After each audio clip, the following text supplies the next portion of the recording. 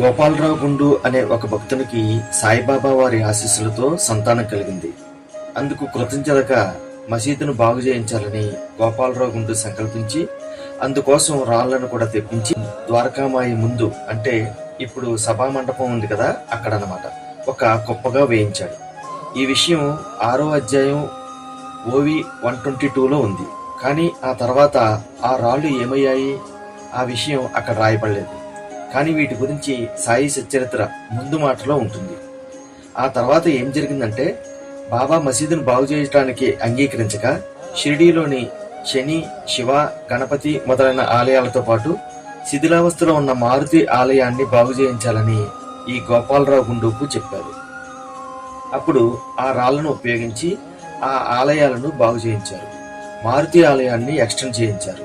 మరి ఉరుసు ఉత్సవాన్ని ప్రారంభించిన ఆ వ్యక్తితోనే హిందూ దేవాలయాలను పునరుద్ధరించారు అన్న విషయం ఎందుకు కనిపించటం లేదు?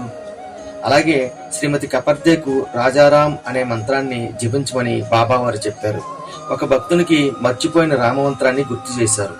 1909లో శ్రీరామ భక్తుడైన ఒక డాక్టరు షిరిడీకి వచ్చినప్పుడు అతనికి బాబావారు శ్రీరాముడిగా దర్శనమిచ్చి, పిచ్చివాడ, రాముడు ఎక్కడ లేడు, చూస్తే అంతటా ఉన్నాడు అని అన్నారు.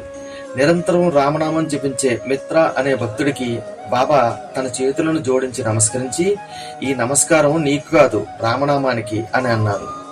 బాబావారు తన మహాసమాధికి ముందు 11 రోజుల పాటు రామ విజయం అనే గ్రంథాన్ని విజయ్ అనే భక్తుని చేత 3 సార్లు చదివించుకుని విన్నారు. ఈ విషయాలేమీ వాళ్లకు కనిపించవా?